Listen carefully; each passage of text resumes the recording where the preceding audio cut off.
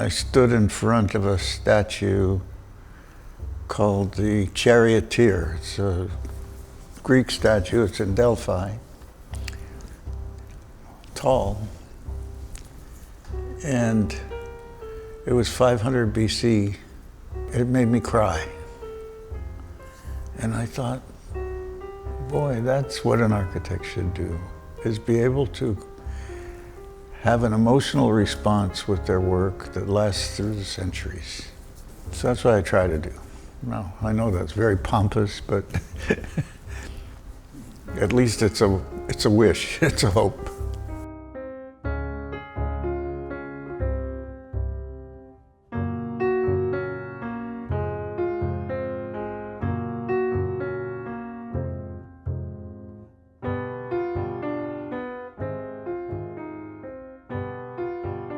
There was nothing in my background.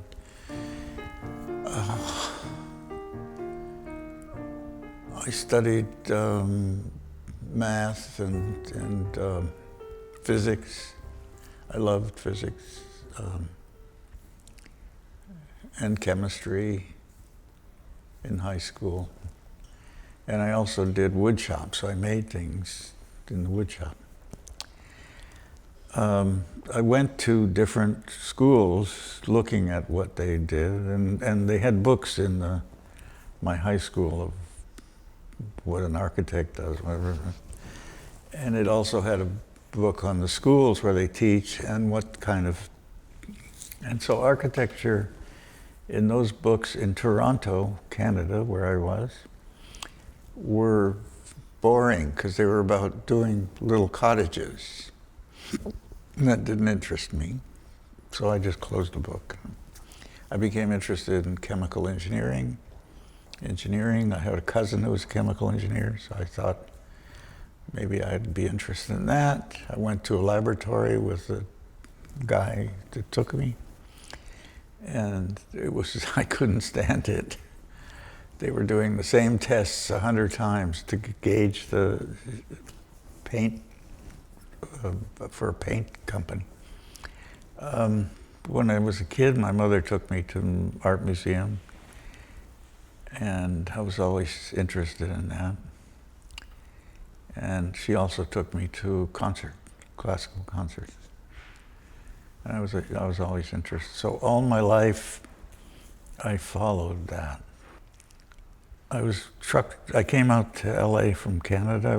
We were very poor. I was a truck driver. It's an old story. I'm tired of saying it, but I took I took several night classes at USC and at LA City College. In City College, I took calculus, and one of the classes I took was in perspective. I don't know why I took that. And I got an F. I failed. And I got very angry. And so I went back and took it again. And I got an A. So there was something compelling about that. I took a class in ceramics, and the teacher was building a house by an architect. He invited me to come look at his house under construction. He had a sense of something. So I went, and after that meeting, he enrolled me in the architecture school night class. He said, "Why don't you try this? It may be interesting to you." Well, I did really well, and they put me in second year, and so I was off. It was all by chance, I mean.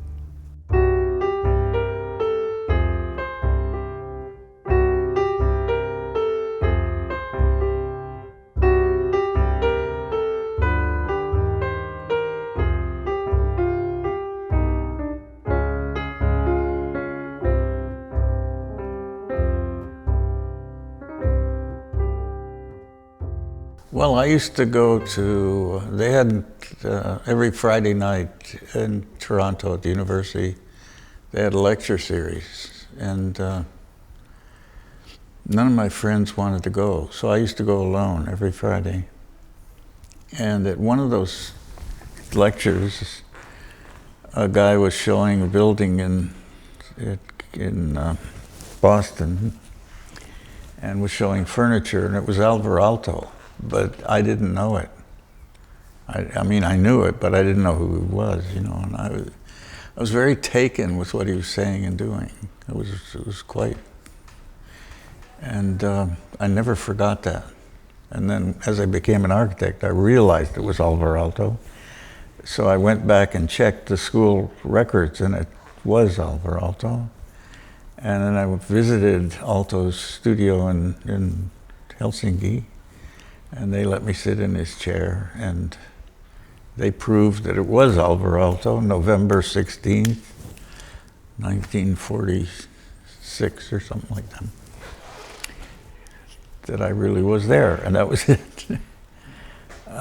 So there were little pieces of it, you know, but they weren't coherent, and they weren't enough to make me think I was going to do that.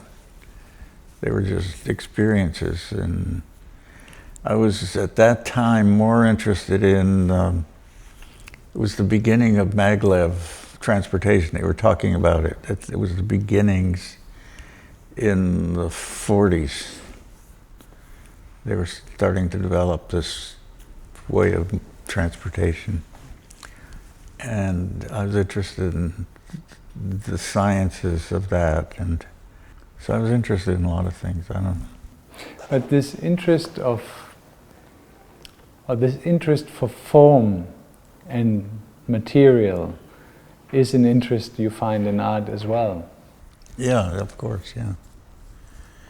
Well,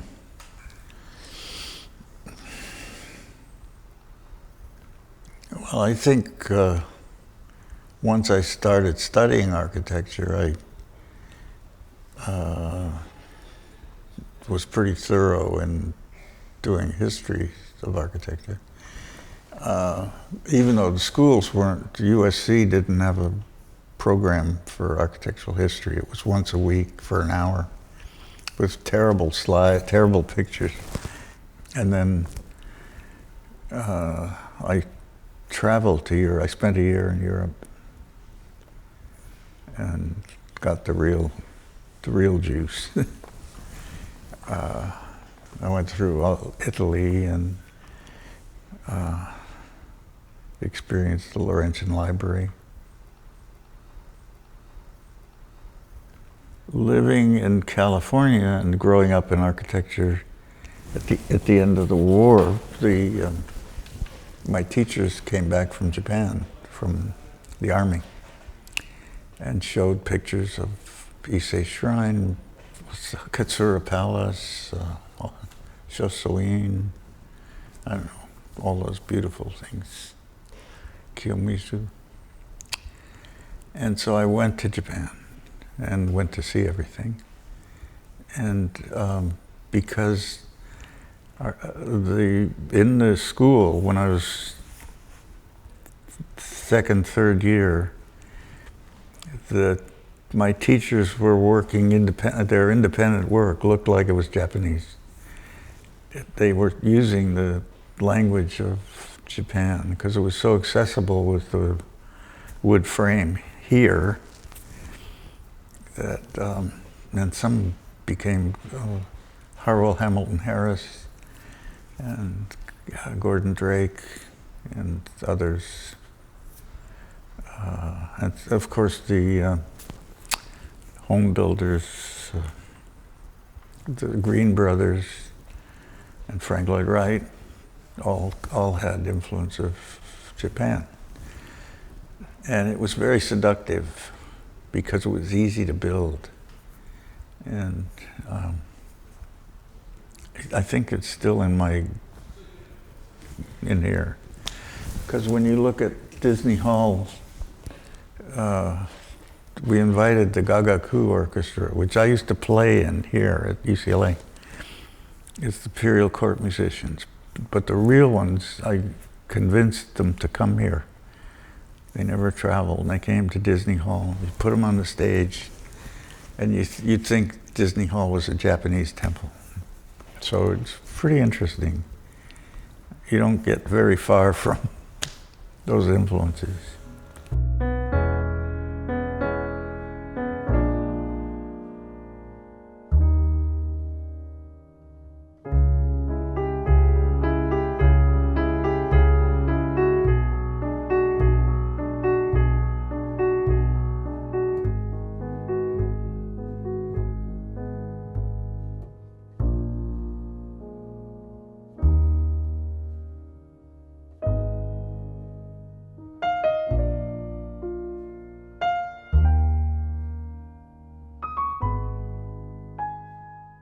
Well, first of all, if you're going to be an architect, you have to learn the craft. You have to learn how to build. You have to learn the engineering. You have to learn how to be responsible to build something that's not going to leak, that's going to stand up, that's not going to kill people, that's going to be... So there's a discipline you have to learn, for sure. Your personal spirit has to evolve into your language that you create. When I teach a class, I always ask the kids to write their signature. And so if you have 10 kids and they each write their signature and you look at them, they all look different. And so I tell them, that's you, that's you, that's you. It's different when you write your signature, so it's got to be different when you produce your work. It's got to be your signature. And it's hard. It requires a certain amount of trust to go forward. That's the hardest thing, I think. I have it in my own family where I see my kids struggling with that. And how to cut away, take the chance to jump off into the unknown and not be afraid to do that. I think what comes out is personal, like your signature. And for better, for worse, that's worth, it may be great, it may be terrible, but you got to take the chance, right? An artist can do that. And some architects do it. Not a lot. Tell me a little bit about your relation to art, because that's a theme. What fascinates you personally about art? Well, it's freer spirit, because you just got to paint a brush and a canvas or something, and there's no budget, there's no time, there's no. The only things that are driving it are your own ghosts of some kind, that you have to be better than Rauschenberg or better than somebody. I think as time goes on, the best artists are themselves. They're not, Bruce Nauman has never been anybody else but Bruce Nauman, and he doesn't care. He probably cares, but it doesn't matter if he cares, because it's not in his gut to change anything because he cares. So he's pure, one of the purer people I know. And I've always liked that. And Rauschenberg for me was like that. A little more flamboyant, outgoing, more fun to be with. Bruce is very quiet. But I think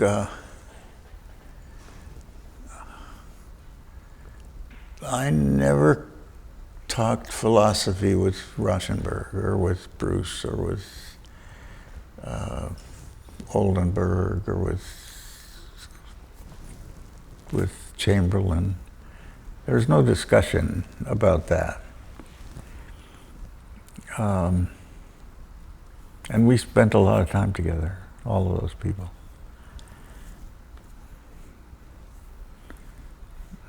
that's what I've lost by being 90, and because they were my backup.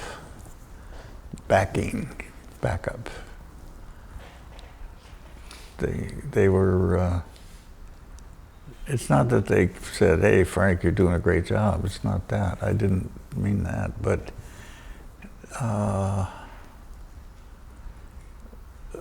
I knew I was okay when they talked to me about stuff. You had a silent understanding. Yeah, we talked. And today people are looking at the Guggenheim Museum in Bilbao. Some cry, many definitely say that's a Gehry and only a Gehry. yeah.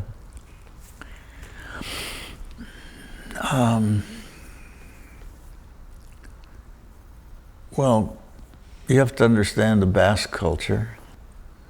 There's a clarity in them that I really enjoyed in working with them. I had a museum director,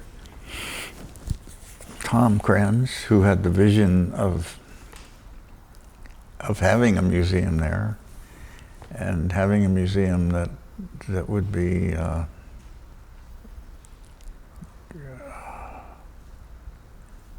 certain size, have a certain relationship to the art world. His discussions with me were about that he wanted, if the gallery was going to show living artists, he wanted the galleries to be provocative and create a response, and then the artists who were no longer alive, who couldn't defend themselves, he said, let's just make white boxes. That's what we did.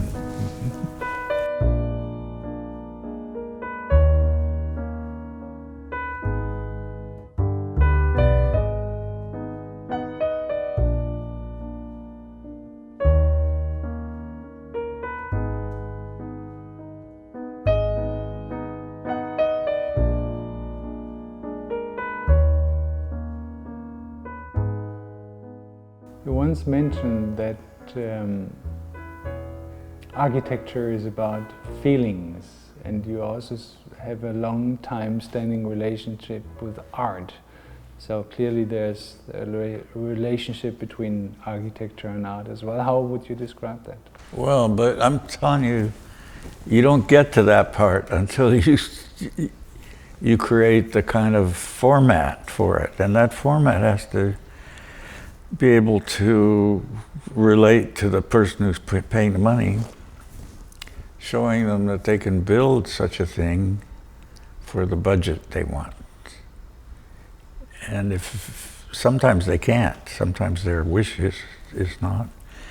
And this process very quickly brings that to everybody's attention, and you can deal with it in the front end rather than designing something, having it go out after everybody's in love, and then they find out they can't afford it.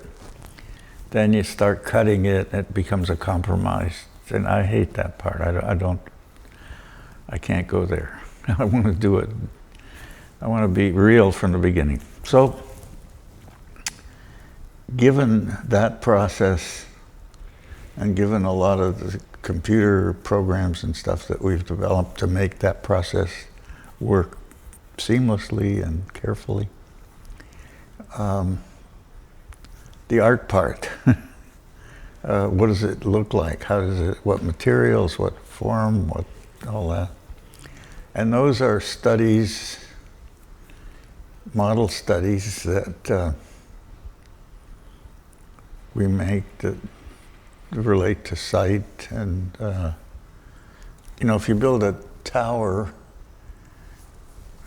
a 70 or 80 story tower, for the most difficult part is the curtain wall, because that is what the building's going to look like. And so you have to be very careful to develop a curtain wall with the experts, with the engineers, that can be built within their budget. So the design process, in the case of the building in Manhattan, 76-story building, apartment building,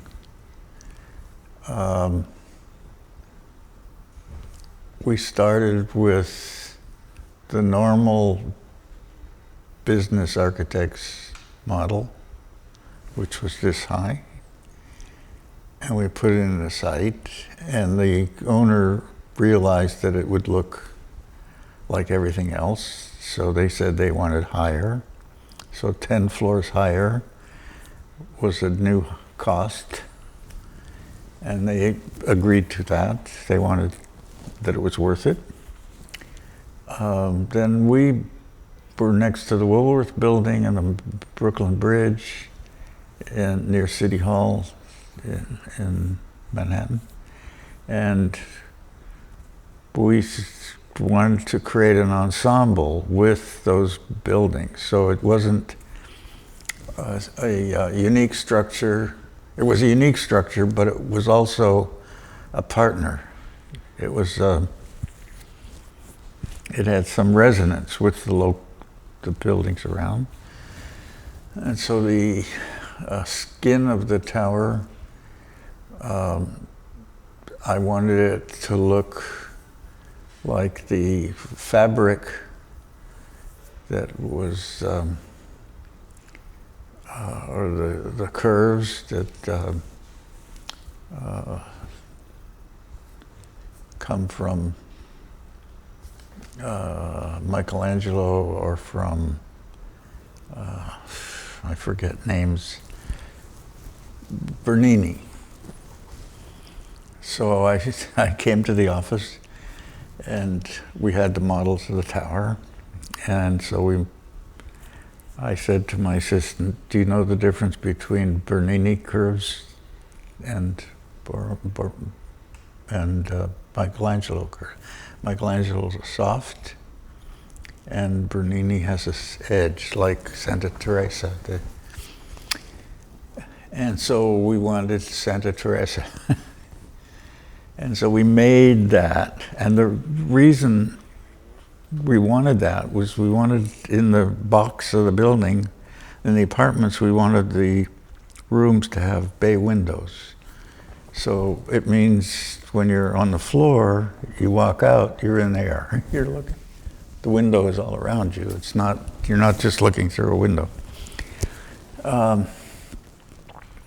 And once we made the maquettes of that, and then we verified the costs of it, that we could do it, we made those curved pieces in the scale of the terracotta on the Woolworth building that was next door. So there would be a talking to it. And the Woolworth building had breaks in the tower, and we also had breaks in the tower. The Woolworth building had a hat on it, and I convinced my client not to put a hat on, to let the Woolworth building stay the leader, and we'll be part of an ensemble with the, and so that worked. And the bay windows work. And then with our technology, we were able to build the curtain wall, the exterior surface, with no change orders, because we controlled the cost.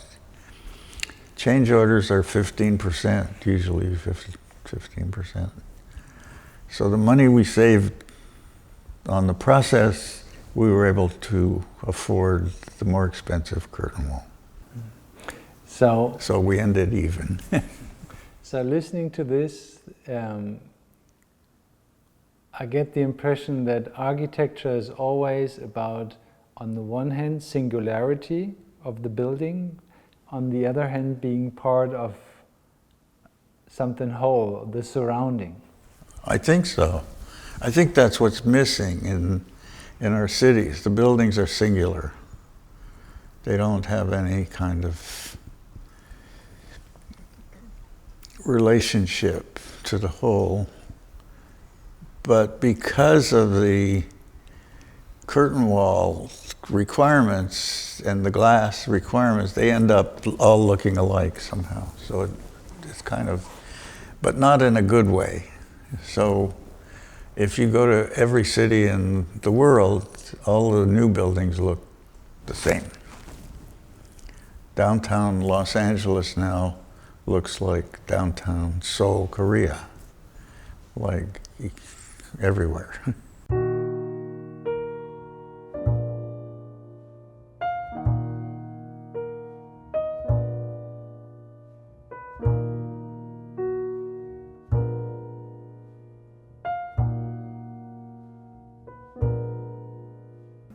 Being an architect, how important is traveling and knowledge of different cultures?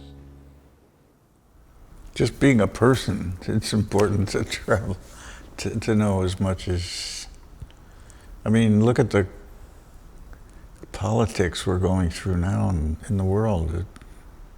It's helpful to know that other countries are still rational.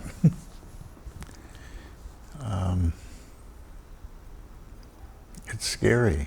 I think just for survival, you have to really know what's going on. We have a big group of people here from all over the world. And very talented, some of them. And we're having trouble with their visas and cards, which never happened before like this. So, and it's stupid, because they're very talented people, and they want to stay here, and they want to contribute. How do you explain this development? How could it get so far?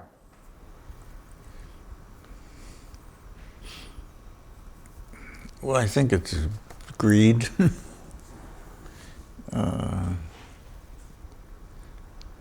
You have a whole party, the political party, the Republicans, that have given in to this monstrous man's ego. I know that. I know Mr. Trump. He's nothing, zero.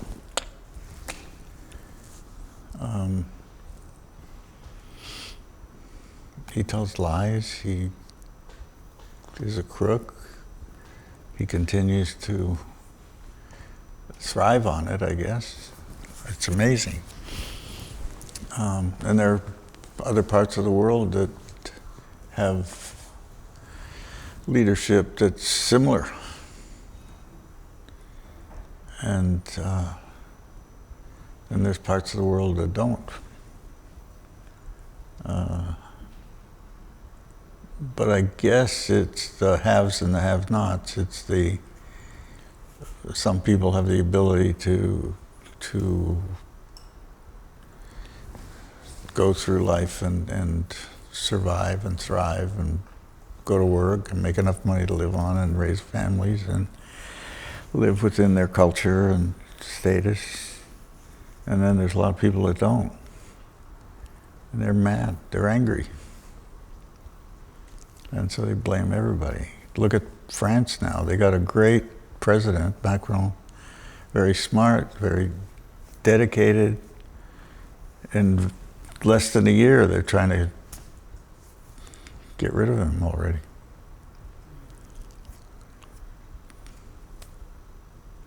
I think it's a shame, you know. So turning 90, what is your advice to the world? How can we go back on track? We should just realize that in the end we're all the same. We're all human beings, and we have to have food, and we have to have water, and we have to have culture, and we have to have, and it's something we share as human beings. And there must be better ways to manage those resources so there's more equality. And the people that are not able to hold their own because of their birth shortcomings or intellectual shortcomings have to be treated like human beings by the rest of us and given support so they can live also, because they can do something. They can be part of our world, and it's been proven they can bring joy to the world too. You mentioned this statue in Greece. I have a picture of it upstairs. Which resembles the best in humankind, make us cry. Is it that the world needs looking at art, looking at architecture to remind us what we can do, opposed politics, Trump?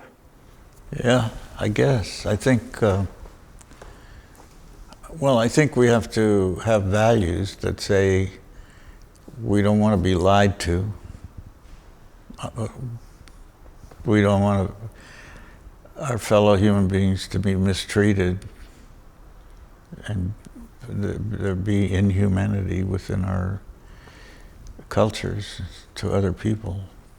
We don't want to support that. So we have to draw a line in the sand and find ways to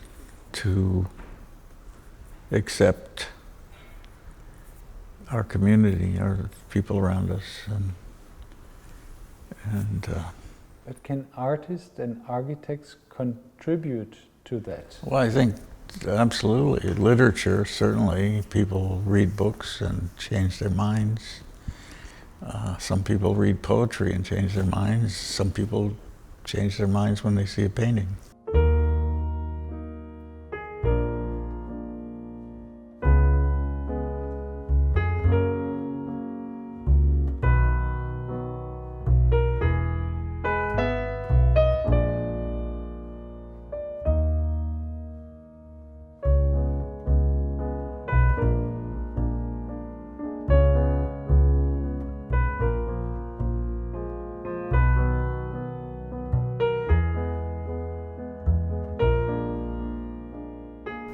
Daniel Barenboim came here in Disney Hall November 11 with the Divan Orchestra, who I support and have become part of. And they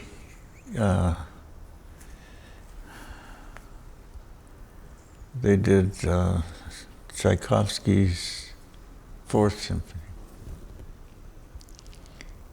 And Daniel understood, he'd never been in Disney Hall. He conducted the youth orchestra, Palestinians, Israelis, in the Tchaikovsky Four, and I heard the building in the music. He nailed it. And I started crying. I couldn't believe it. And I thought, well, maybe I just made that up because I wanted it to be that. And so I didn't say anything. And the next day, the critic wrote the same thing. And I didn't talk to him. And then once that happened, I asked other people, and they all had that same experience. So there's Daniel Barenboim, a musician, never been in a room, took a well-known piece of music with an orchestra of young people and blew the top off the room, made it, the room and the music and the people, all to one piece. Beyond belief. And Gustavo does that in his way, and Nesbeka did it in his way, but they're all different. You read it totally, all three of those, different. So that's the individual expression, and it comes from their individual experiences and their lives and their. And so if you're the listener and you go to 3 concerts of the same piece, you get 3 different experiences. Handwritings. Huh? Handwritings. Yeah, that's it.